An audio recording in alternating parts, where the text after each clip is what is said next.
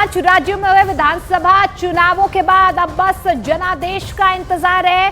देश जनादेश का इंतजार कर रहा है। 3 दिसंबर को साफ हो जाएगा कि जनता ने किसे आशीर्वाद दिया है। लेकिन इससे पहले न्यूज 18 इंडिया के टारगेट महापोल में जो आंकड़े निकलकर सामने आए हैं वो बेहद चौंकाने वाले हैं।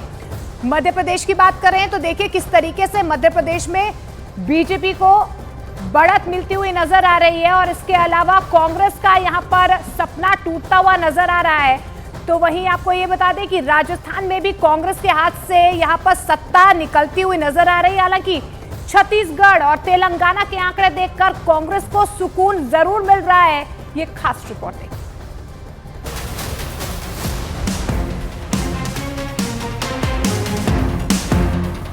मध्य प्रदेश, छत्तीसगढ़, राजस्थान, तेलंगाना और मिजोरम में 3 तारीख को क्या होने वाला है? नतीजा किसके पक्ष में जाने वाला है? कौन सत्ता के सिंहासन पर काबिज होने वाला है? इन तमाम सवालों के जवाब लगभग साफ हो गए हैं।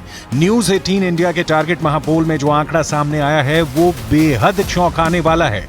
बात अगर मध्य प्रदेश की करें तो यहां टक्कर कांटे की मानी जा रही थी, लेकिन टारगेट महापोल में जो आंकड़ा निकलकर सामने आया उससे बीजेपी के खेमे में खुशी की लहर दौड़ गई है।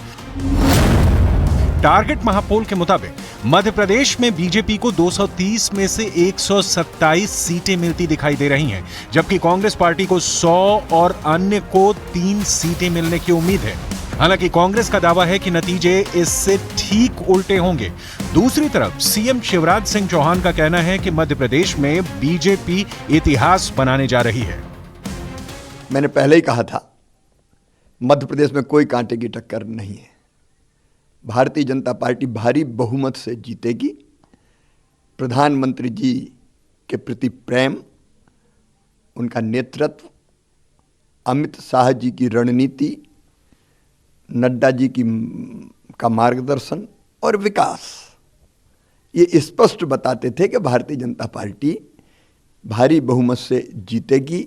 एग्जिट पोल के नतीजे इतने डाइवर्स हैं, उस पर कुछ कह ही नहीं सकते। इतना मैं कह सकता हूं कि इस चुनाव में मैं दावे के साथ कह सकता हूं कि मध्य प्रदेश के अंदर 130 सीटों से ज़्यादा कांग्रेस पार्टी को सीटें मिलेंगी, स्पष्ट बहुमत मिलेगा। लोगों में एक भावना थी बदलाव की और बदलाव का वोट मिलेगा। जनता चुनाव लड़ी है, कांग्रेस का छोटा कार्यकर्ता चुनाव लड़ा है। मध्य प्रदेश में जहां कांग्रेस को निराशा हाथ लगती दिखाई दे रही है, तो पड़ोसी राज्य छत्तीसगढ़ से कांग्रेस के लिए अच्छी खबर है। टारगेट महापोल में जो आंकड़ा सामने आया है उसके मुताबिक छत्तीसगढ़ में कांग्रेस की सरकार रिपीट होती दिखाई दे रही है। टारगेट महापोल के मुताबिक छत्तीसगढ़ की 90 सीटों में से कांग्रेस को 50 सीटें मिलने की उम्मीद है। दूसरी तरफ बीजेपी को 38 और अन्य को 2 सीटें मिलने की उम्मीद है। हालांकि राजस्थान में कांग्रेस को निराशा हाथ लगती दिखाई दे रही है।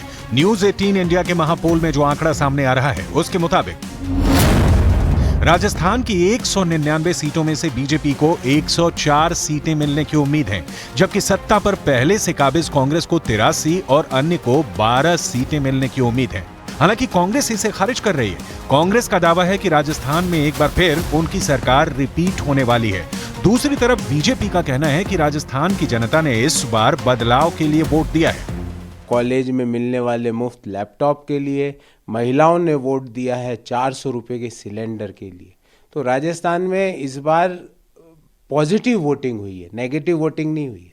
और इस बार राज नहीं रिवाज बदलेगा। राजस्थान की जनता, जितना भी मैंने सुना लोगों से, वो बड़ी साइलेंट वोट करा था इस बार। तो मुझे यकीन है कि अगर कोई एग्जिट पोल वाले उनसे पूछने भी आए होंगे तो जनता ने कुछ खास बताया नहीं होगा, लेकिन जो करंट है जनता के अंदर वो परिवर्तन का है और एक पूर्ण बहुमत की सरकार, एक प्रचंड जीत के साथ भारतीय जनता पार्टी सरकार बना रही है, ये निश्चित है। राजस्थान में जहां कांग्रेस को निराशा हाथ लगती दिखाई दे रही है, तो दूसरी तरफ तेलंगाना में इस बार जनता का झुकाव कांग्रेस की तरफ दिखाई दे रहा है। टारगेट महापोल के आंकड़ों की बात करें तो तेलंगाना की 119 सीटों में से कांग्रेस को 61, बीआरएस को 44, बीजेपी को 7, एआईएमआईएम को 6 और अन्य को 1 सीट मिलने की उम्मीद है।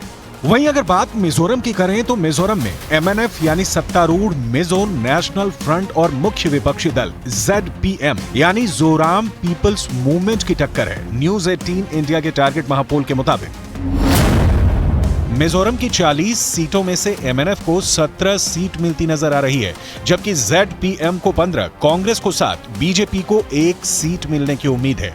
हालांकि ये फाइनल आंकड़ा नहीं है। जनादेश किसे मिला, ये तस्वीर तो 3 तारीख को ही साफ होगी।